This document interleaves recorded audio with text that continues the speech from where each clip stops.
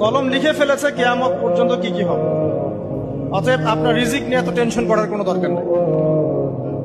বিয়ে শাদী হচ্ছে না, এই জন্য কবরে গিয়ে মানত করার কোনো দরকার নেই। সময় মতো হবে ইনশাআল্লাহ। যখন রিজিক তাকদিরে লেখা আছে, সময় মতো ইনশাআল্লাহ হবে। তাকদিরের বাইরে রিজিক পাওয়া যায়।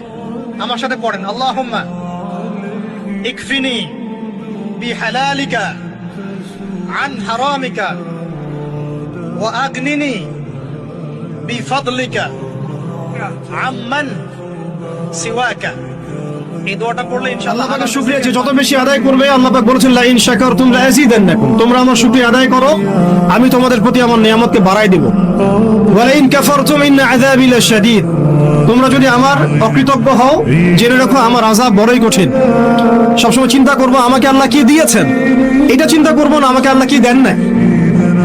আল্লাহ পাক আমাকে সুস্থ রেখেছেন, নিরাপত্তা দিয়েছেন, আমি খাচ্ছি, পান করছি। এই যে নিয়ামত, আল্লাহ পাকের যে অগণিত নিয়ামত, এটাকে স্মরণ করা এবং সেই অনুযায়ী শুকরিয়া আদায় করা, দোয়া কবুল করানোর জন্য সেটা এটা।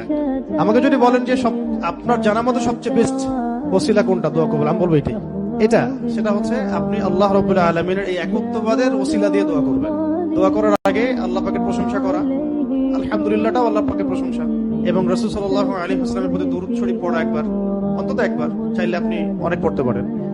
এরপরে যে বিষয়টা আপনি চাচ্ছেন তার আগে বলা, আল্লাহুম্মা ইন্নী আসআলুকা বিআন্নী আশহাদু আন্নাকা আনতাল্লাহ লা ইলাহা ইল্লা আনতাল আহাদ الصمد الذي لم يلد ولم يولد